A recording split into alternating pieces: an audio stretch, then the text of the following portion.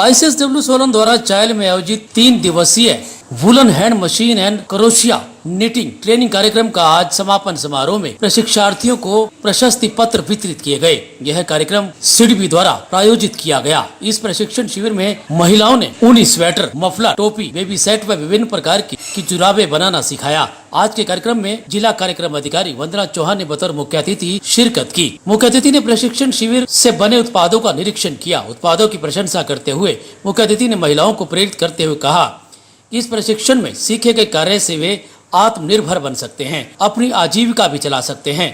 आज का जो यहाँ का मेरा अनुभव रहा वो बहुत ही अच्छा रहा। जो Indian council of social welfare की तरफ से जितनी भी एक्टिविटीज़ करवाई जा रही हैं वो महिलाओं को आत्मनिर्भर बनाने के लिए एक बहुत ही अच्छा प्रयास है।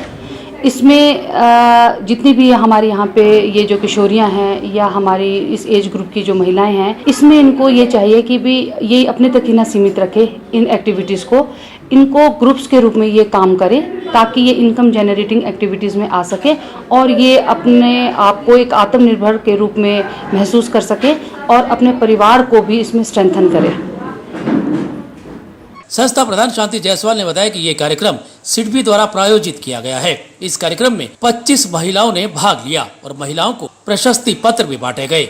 सोलन से bureau report.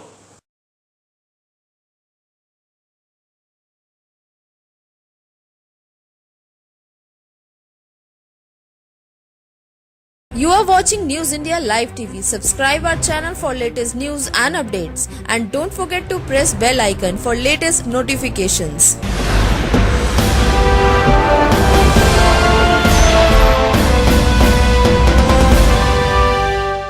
You are watching News India Live TV. Subscribe our channel for latest news and updates. And don't forget to press bell icon for latest notifications.